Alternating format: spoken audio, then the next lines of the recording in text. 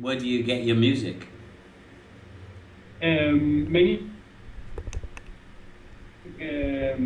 Main part of the music I play lately is my own productions, or it's friends, international friends productions, that sort of stuff. Lots of promo material I get. I mean, so a lot of it is more like this, and then a lot of SoundCloud stuff as well. Yeah. I've really been happy for SoundCloud because there's many different versions of the stuff you like in that sort of sense. Yeah, so a lot of SoundCloud stuff that's not come through a record label, it's just personal productions.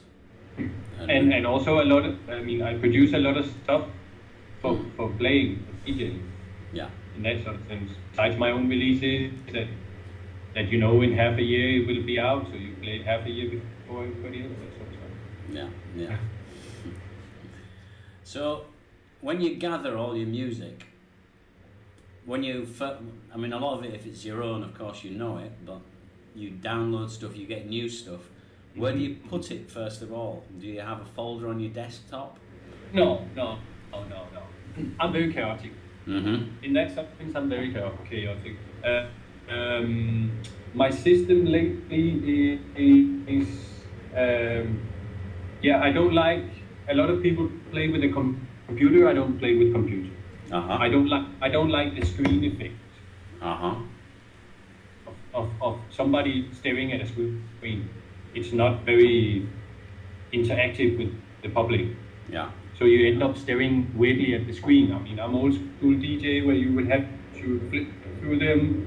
I have a visual memory as well in that sort of sense for the music. So I've come up with a system. I play vinyls, I play CDs, I play all sorts of different formats. Yeah. But what I usually do is for each gig I make some special. I have some special compilation CDs that I make myself, that I make a track list for, that I have a separate piece of paper. So I make like, where you usually have in the early days your DJ box, I have that like I put all the papers one next to the other, so I actually have a huge visual thing of what is in my CDs, and that's what I'm looking at basically.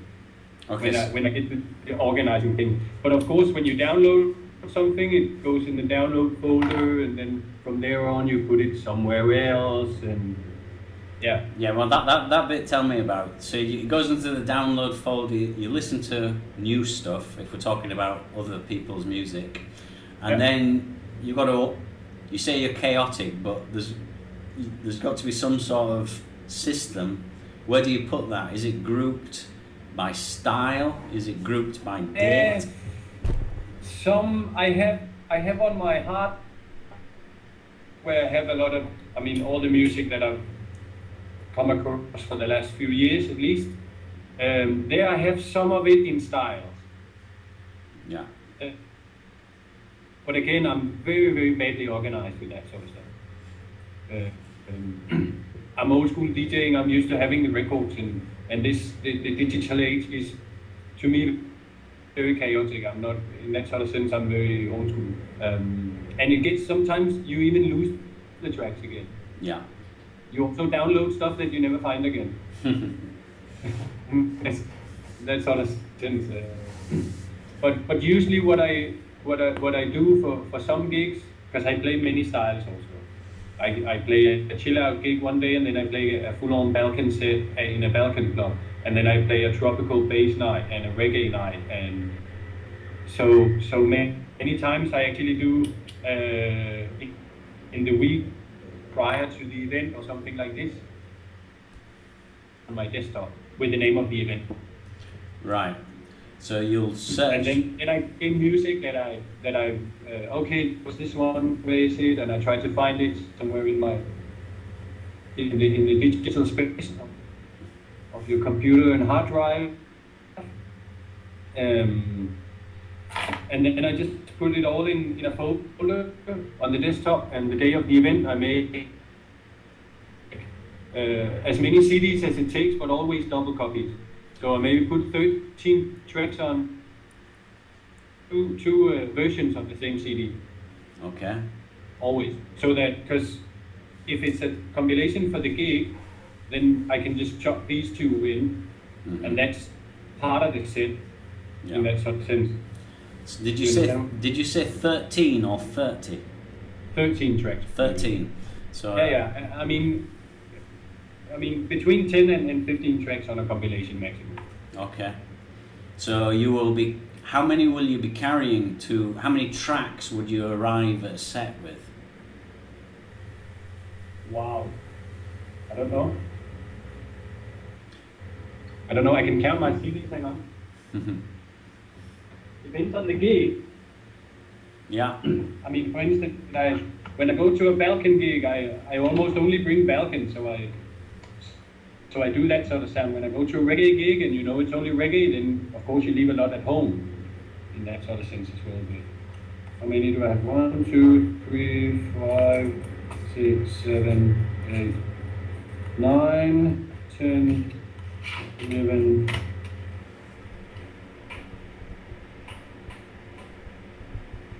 15, 25 CDs. Right. So. 25 times 10, 15, something like this. Right. And on this bit of paper, how many songs will you have written? Each, I can even show you, it's very simple. Each compilation has a name. Yeah. It's very, very basic. This is the Mamba list. Hold on, I'm going to hold that still. I'm going to take a photo. One compilation. I can even do like this. Yeah. Excellent. So there's only 16 on there. There's 16 on this one.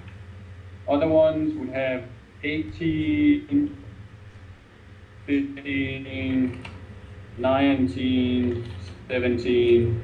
Depends. Okay, and so you'll have 3 or 4 of these bits of paper in your space. What?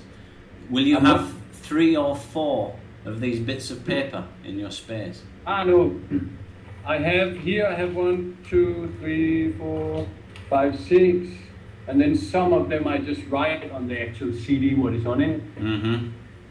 Yeah. I also do like this. So it has a name up here. This is a different Mamba tape, a Mamba compilation, Mamba 3. Yeah. So it's written on that one. It's 16 on this one. Okay. So I just put, basically it's just lots of titles on pieces of paper. And is that a sequence that you'll stick to, or are you going to improvise in the space, the sequence? You know, is that 16? What I play? Yeah. Wow, it's never decided. Yeah. I mean, 2 minutes before I go on, I change the one I want to play to start out with. There's nothing planned when I DJ. Of course, you have an idea of what is in your box, but I never plan what I play. It's always a matter of the crowd. What does the guy play before? Where did he go? Where do I think we have to go on this journey? Everything. To me, that's what it's about. Yeah. And I mean, DJing to me has to be live. Yeah. And then hardly ever do the same mix with the same 2 tracks twice. You know? Yeah. Okay, so so your organization system's very hard to describe, really, isn't it? Yes, definitely. So, to me, a lot of this is in the mind, but it's also, I mean, when I have my list of tracks, it's like having my record box. So I sit down and I look at my list, and I look out at people, and I look at the list again, and you look out at people, and you go, okay, it's very improvised, the session and such. Yeah. And of course, a lot of it is in the mind. I mean, yeah. Sometimes you have a few tracks that you think are the one that you want to promote at this gig, kind of thing. Yeah. Also, I mean, maybe a new release from somebody that you think is a mad, really has to be played. Mm-hmm. Don't have any problem dropping the same track twice in a session either. No. That actually, I think it's one of the funny things is that the second time, maybe in a 2-hour session, if you drop a track in the beginning and you drop the same track more or less at the end, people will have a recognizing feel to the sound. Mm-hmm. And the second time, it's even better for the crowd. Yeah. Because they think they know it. Because they actually heard it in the beginning. Yeah, yeah. So you create the excitement of recognition. Yes, exactly. Yeah. Okay.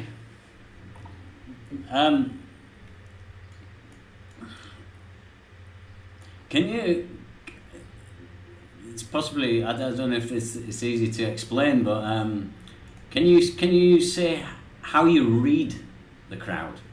You say you're looking at the people. Yeah, you say you're looking at the crowd. You're looking at your list. Do you read the crowd? That's an interesting question. I'm into energy healing. Mm-hmm. So everything is energy and vibration. Mm-hmm. So I would definitely say that that's what I feel. I feel it more than I see it. Mm-hmm. A better word of it. Yeah. But it's about the energies, I think. So I mean, from playing many years, you know that you cannot always go up. Yeah. Because if you all the time go up, people will. I mean, they will fall over. Yeah.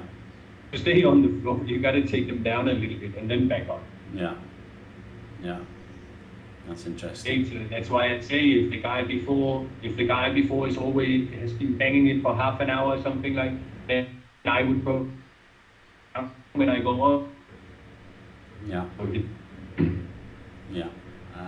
It's a lot about molding the crowd. Molding. So also to make them, because sometimes I present music that people absolutely have no clue what it is. Mm-hmm. And regular or normal crowd, if you could say. They're not maybe there for exactly what I would do. Also, when I say molding the crowd, it's also to make people come on journey so you can present whatever you want and they will like it. Yeah.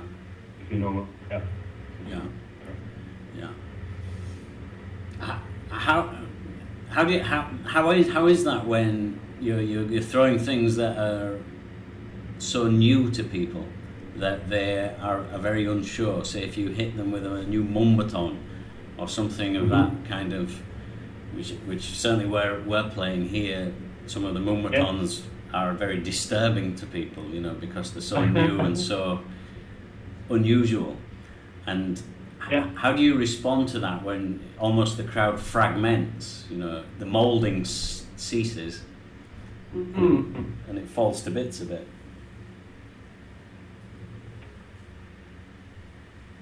I don't. I'm losing the signal here. Are you reading me? I'm getting. I'm getting what you talk about. It seems to be breaking up sometimes. Yeah. But anyway, I usually don't lose the crowd, I think. Okay. But in case it has to, in case or whatever, I usually have no problem in making a hard change to something totally different. Mm-hmm. All right. But to me, I mean, I also try with I think the DJ thing. For many years, we've been looking at the hanging. You know this one? It's not very artistic. Yeah. And I probably have a more happy kind of DJ vibe style. Mm-hmm. I have no problem in in speaking the crowd on the mic sometimes. I like to communicate on that sort of vibe. And also, I mean, it's more emceeing, it's more like shout-outs and this sort of stuff. Yeah, yeah. Presentation of the performance of the guy playing or whatever before I go on. So, but losing the crowd, yeah, I don't know really what to say. I mean, I try not to lose. Good, yeah. That's experience, I guess. So you use the microphone sometimes in your links? Yeah, definitely. Yeah. Okay, that's another question I have is about your mixing. Yeah. How do you combine? What is your idea about the actual moment of transition? Ooh.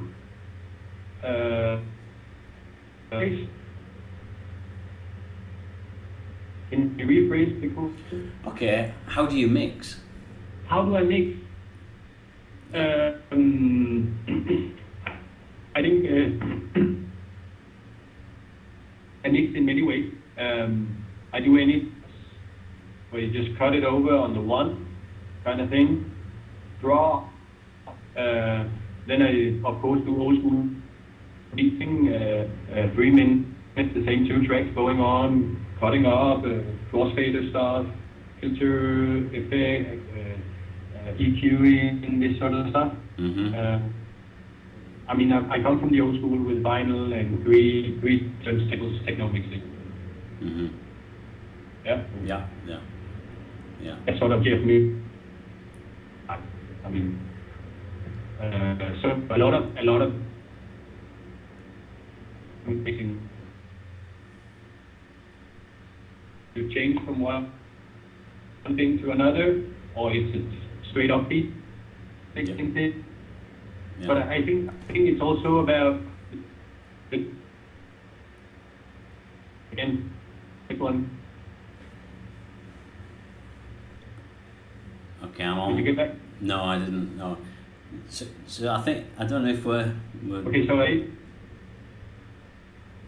should we refresh? Yeah. Should we drop out and start again? Yeah. I do in 2 seconds. Okay.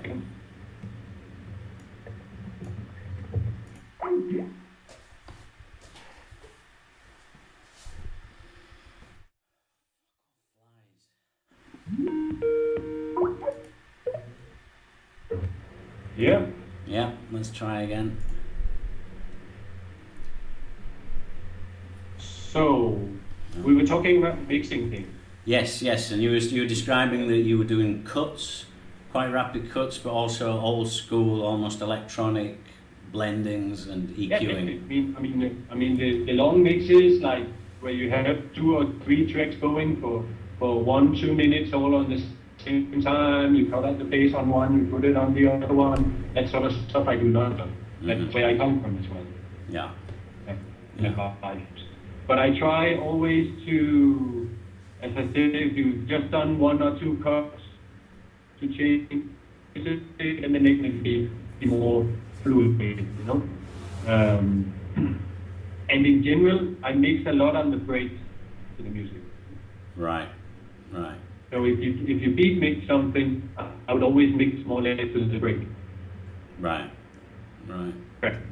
So like the breakdown seems natural and the transition seems natural, and many times people don't even know how many. That's what I get, but I've also DJed for many years and that sort of stuff. Yeah. I also DJ up sync button. Yeah. And yeah. Okay. Another question. You're working a lot with new material, newly produced material, but how far back into your own library, how frequently are you pulling old tracks that you've had for a long time? All the time. Frequently, yeah. My session is music from the 50s till today. Okay. And yet you tell me. Sorry. I like to drop an old track sometimes, also an old classic of some kind of style. Mm-hmm. To me, this thing that everything has to be new and just out or this stuff, it's not a thing to me. There's so much music today. Nobody knows all the music. So for the people hearing it, it will probably be the first time they hear it anyway. Wow. Many times. Yeah. Although it's 10 years old sometimes. Yeah. Yeah. So, and stuff is very now. Mm-hmm. Yeah. Yeah. So in some ways, even though your system's chaotic, it must be in some ways functional because you can still access music that you've had for some time. Yeah, of course. I mean, also you have to think that I've been making compilations like this throughout the years. Yeah. So sometimes I bring these ones and sometimes I bring some other ones. Right. That's opposite. Right, so you really do have the stacks of these compilation CDs that you've... Alongside all the vinyl I bring. Right. Very nice. Possibly, well, here's a more abstract question. What to you is the most important thing about DJing? The most important thing? Yeah. To me, for me, or for the crowd? For you, first of all. Yeah. Maybe the crowd is the answer, but for you. For me, it's insane. How do I phrase? Like to state when I start mixing. Mm-hmm. I mean, I can be in any state, I can be halfway asleep or whatever, but once you hit play and you put on your headset and you start to cue the first record, you go into this kind of universe. It's an energy thing. Yeah. It's just energy in some way, no? Yeah. And to me, the what I like about mixing is the exploration in the mixing. Mm. Of course, it's also how you put it and create this long journey, but it's also about the individual mixes. Some of them are really interesting, and some of them are maybe less interesting. But because it has to be DJing time. It has to be in the flow of the night and this sort of stuff. Mm-hmm. Yeah. So you're talking about the construction of a space, really, that you share. To me, it's all energy. It's energy and vibration. Mm-hmm. At the end of the day, that's what it is. And you give it to the crowd a lot. But it's showcasing also the music that you like. People sometimes ask me, what style do you play? And I'm like, play good music, man. It's very subjective, you know. Yeah. But I present what I think is good music. Yeah. And As I said before, I like music a lot and all sorts of styles, and I think everybody likes a lot of style. Mm-hmm. Sometimes people just don't know, we can only listen to this, and it gets really narrow. Mm-hmm. Whereas I like to keep a very open mind to the mix of styles. I mean, for instance, I have one pseudonym which is Love Avalanche, which is only reggae-inspired music. Mm-hmm. But that's a big thing. It can be a drum and bass tune. It can be a pure reggae song. It can be dubstep. It can mumba. It can be housey vibes, but with a ragamuffin voice on it. So it's a global kind of concept of it. Mm-hmm.